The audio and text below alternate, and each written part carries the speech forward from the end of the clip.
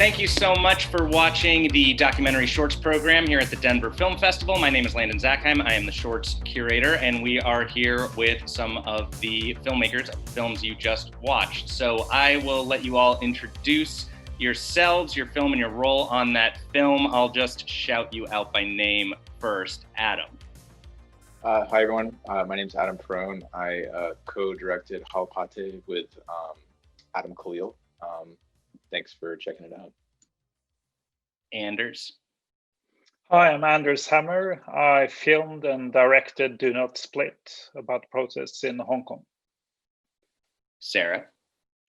Hi, I'm Sarah Kiner, and I directed the animated documentary short, The Shawl. And Caitlin. Hi, I'm Caitlin. I co-directed and co-animated the film Musical with Kira Dane. Great. And we'll go back around in the opposite order. And just why don't you briefly tell our digitally viewing audience what the inspiration for each of your films were? Caitlin. Sure. So the film Musical is based off of Kira, who was my co-director's own experience as a half Japanese, half American woman. After she had an abortion in the US, she started looking into Japanese Buddhist rituals, and that is kind of what started everything. She ended up writing an essay that became the backbone of our film. And then from there, we just kind of figured out visually what we were going to do, how we were going to approach it. And yeah. Sarah. I had known Shane from college. And so when thinking about subjects for an animated short film, he's one of the most animated people I know. So it kind of, he lent himself to this process. And we brought him and his boyfriend into a recording studio and just let them talk for 3 hours. And I didn't even know this story at the beginning of the recording process, but we narrowed it down to a few options. And this was the one that was PG-13, if you can believe it. All the others we couldn't animate. So this is the one that you have here. And also I'm a Phoenix fan, so it just made sense. Of course. And Anders. When the protests started in Hong Kong last summer, I was very curious about how that could actually play out, how a group of young people could take on one of the most powerful countries in the world, China. So I went to Hong Kong and I very fast became very fascinated by what was happening, and I was trying to figure out whether I could make a movie there. And then I had an idea of having this sort of a camera moving around, floating around in the streets together with the protesters. It was all very unpredictable, and you might see that in the movie as well. And Adam. Yeah, I think like one of the things, like at least for me, was growing up, we had some family friends that were actually Seminole from Florida. So I knew sort of like in the background some of the stuff with their tribe, and I knew about them doing alligator wrestling as well. And it wasn't until I want to say a couple of years ago that I really kind of looked more into the history of alligator wrestling, but specifically within that tribe and how it developed, and sort of like what it led to now, where it was kind of a cornerstone for a lot of the tribe's success, and to the point now where they own like literally the entire Hard Rock company. So any Hard Rock company you go to, it's owned by that tribe, and or restaurant or casino. And yeah, and I think with the other Adam Khalil, we'd been friends for a while, and we had sort of talked about this idea where because we had both sort of like done, so we've had some sort of contact with different people within that tribe that were doing different things there. And yeah, that's kind of how it happened. And we connected with Everett Osceola, who was also one of the producers on the short. And he's actually the first alligator wrestler after the rain, but like in the pit where you see him, where he puts the jaw under his own jaw. That's Everett. So he's also kind of like a cultural ambassador for the tribe as well. Excellent, thank you. A common thread in varying degrees in watching all of your movies collectively feels like there is a question around trust in all of its various forms. How do you, as a documentarian, earn the trust of your subjects, regardless of what it is they're showing you or revealing to you or telling you? And how do you form that relationship, whether it is a story that ultimately is fun or one that is, incredibly personal? Sort of what approaches do you take? What do you feel your responsibility as a filmmaker is, to the subject that you found? Anybody can, we're going to make you all talk, but anybody can start. I'm so easy with this one because Dusty and Shane just like pour their hearts out, and you can meet them and they'll start talking about blowjobs in like 5 seconds. So I feel like I mean, I trusted that they were the right subjects to pick, and they trusted me with this project, and it's my first time as a director. So outside of that, though, it was like picking the right people. Yeah. I spent a lot of time in the streets following the protesters. So I was staying there for months, running around, walking around, waiting, hanging around with the protesters. I think in the beginning it was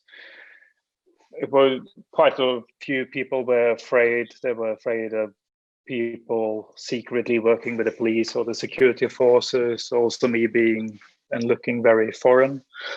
But I'm very easy to check online, and I think quite a few people did.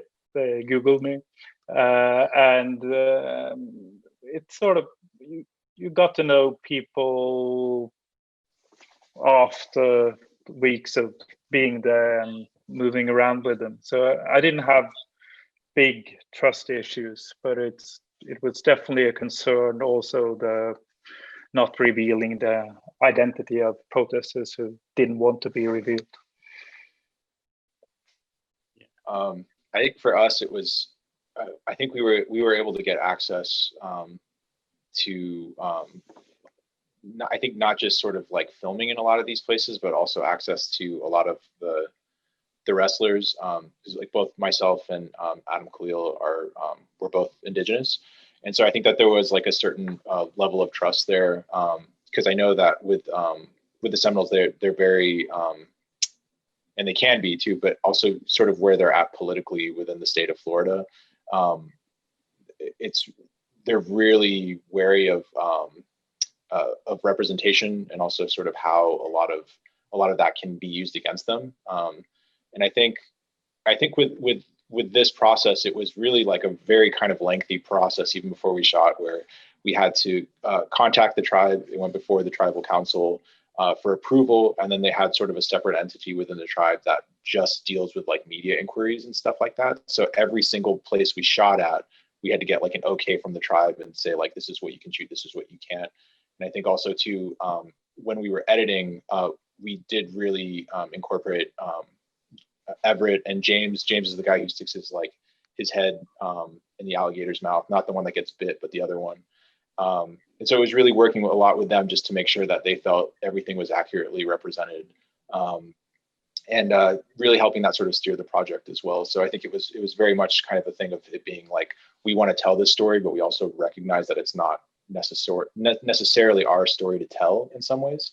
So it was really, I think that was sort of the biggest component of trust as well with it. So. And finally, Caitlin.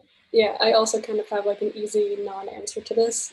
This was about Kira's own experience, and we started working on it together because we were friends. So the trust kind of was built years before we even started production. And that, I think, was a really important part of the film, was just, knowing each other well and getting to the like very nitty-gritty emotions behind having an abortion. So. Of course. And speaking of that trust being built and then that leading to your project, it has a very distinct visual style. Another thing that I think is really interesting that all these films share, why it's so interesting to have you all here at once, is that all of these films have very much an intent and a very clear purpose in their design, but very, very different visual approaches to that. And so starting with you, Caitlin, I mean, can you talk about why you chose to tell this story in that manner with the style and the pacing that you chose? Yeah, sure. So we kind of started, we were both animators, so that was initially why we wanted to make this. It's a hybrid mixed media, half watercolor, half stop motion, with also some Super 8 thrown in. And so what we talked about a lot in the beginning was kind of these, in the conversation in the US around abortion, it's very two-sided. You know, we have pro-life and pro-choice, and it's so binary. And we wanted to kind of make something that spoke to these two sides, but also showed how absurd that is, that those exist, and there's nothing really that exists in between, and there's no way that we're talking about it in these spaces in between. And we also wanted to kind of comment on Kira's own identity as a half Japanese, half American woman. So the film it's in half Japanese, half it's in Japanese, half it's in English. The watercolor scenes are supposed to be representative of Kira's childhood memories spent in Japan. And then the stop motion in Super 8 is kind of meant to represent the harsh realities of being in New York and having an abortion. So we wanted them to be, you know, very different intentionally. And then by the end, everything merges together. And we wanted to show that, yeah, again, how ridiculous it is to separate these things into two clean sides, and how impossible it is to separate your emotions like that. So. For Anders specifically, can you talk about, you know, you're following a story as it develops. So in the shaping of your film, you know, how do you essentially know when you've hit the point that you feel it's finished or ready to show to the world? You know, how do you structure the footage you're getting and shape the movie with kind of the yourself being embedded in the events as they unfold? It's actually quite a difficult question. The whole period was very unpredictable. We had no idea it would last as long as it did. And today, the political issues are still not solved.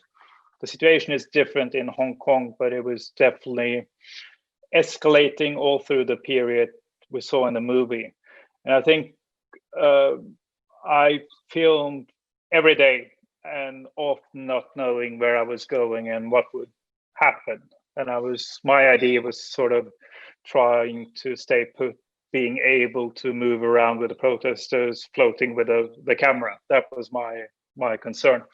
And then I tried to analyze as it developed, what were the main events and what are the main worries about the situation there. And then this is a 20-minute documentary, so we picked some key scenes.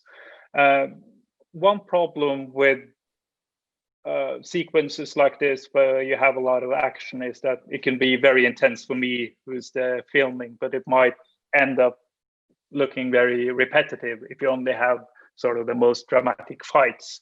So try to pick different sides of the conflict, but I still think it's quite intense, the movie. And Sarah, can you talk about your visual style as well? You know, you mentioned you had these recordings, you whittled it down to the stories that you identified. How do you then decide or get to the point where you're representing the spirit of the story and the subjects in the visual language that you're choosing to make your film with? Yeah, I had some amazing collaborators because I'm not an animator. So I worked with a storyboard artist who's a children's illustrator who I'd worked with several times on other smaller projects. So we spent 48 hours together, kind of just like frame by frame by frame, figuring it all out. And she brought this real playfulness and joyfulness to it. And then we found an animation director named Maya Edelman, who's incredible. And it was really just about pairing like this whimsical world and this larger than life world and this magical world of Stevie Nicks, and finding somebody who could combine all of those elements. Maya just like brought the whole thing to life. It was so exciting. So I owe a lot to my collaborators in bringing the vision forward.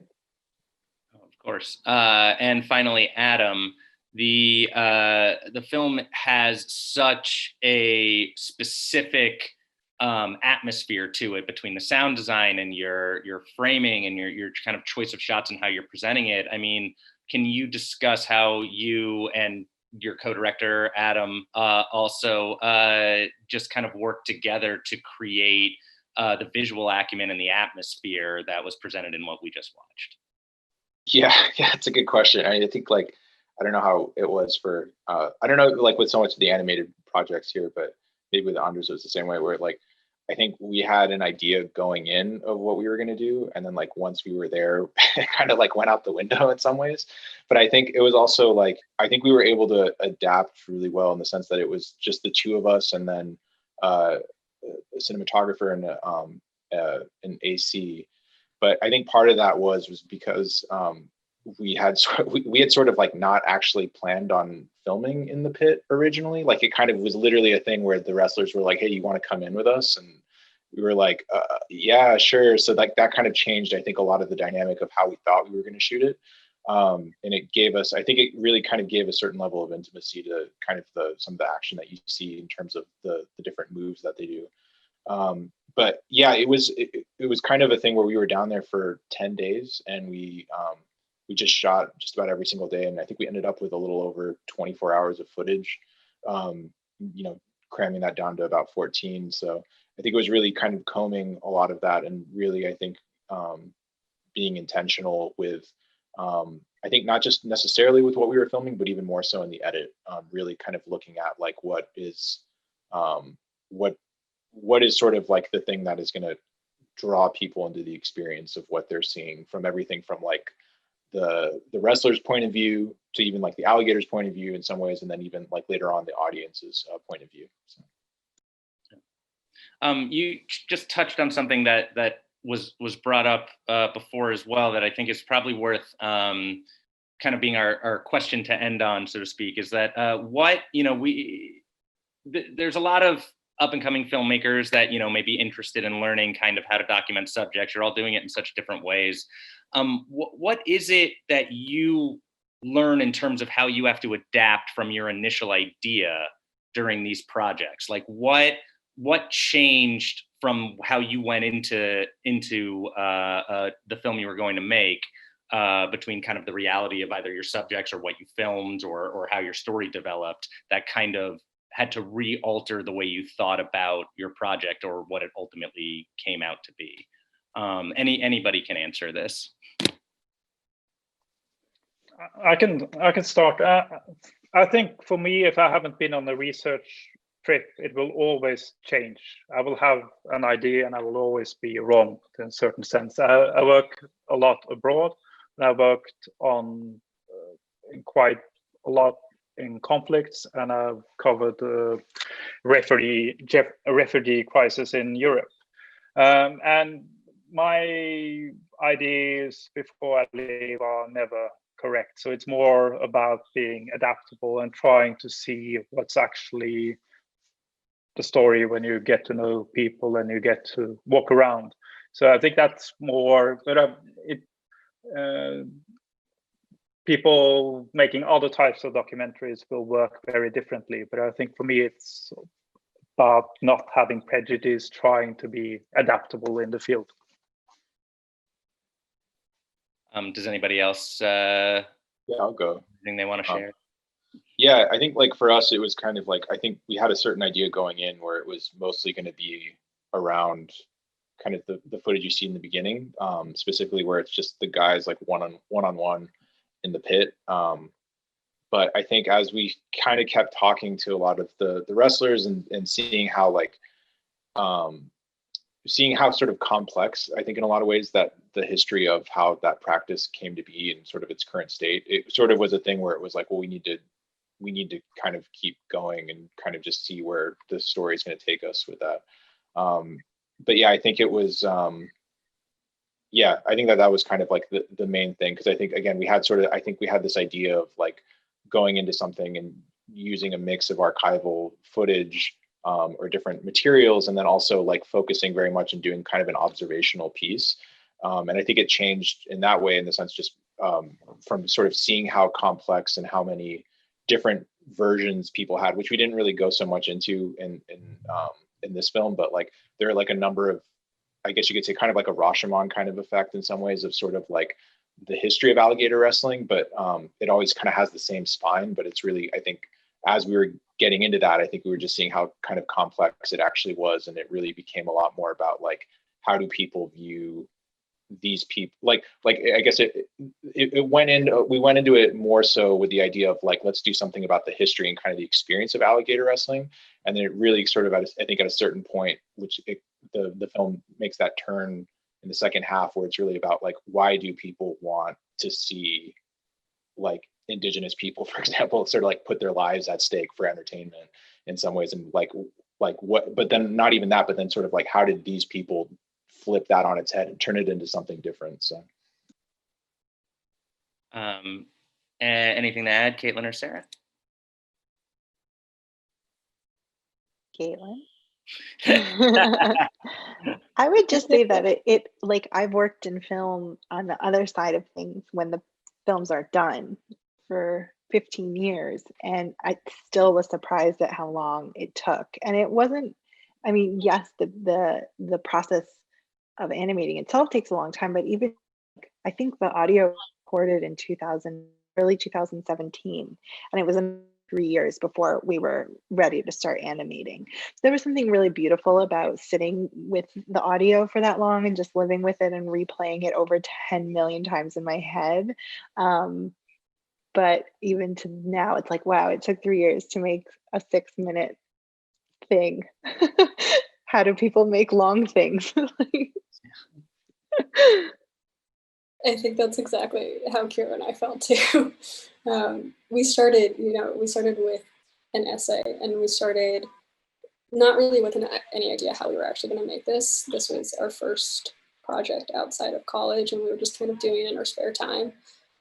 So we were sitting with an essay and doing research and like experimenting with animation styles for a year and a half before we really got into it.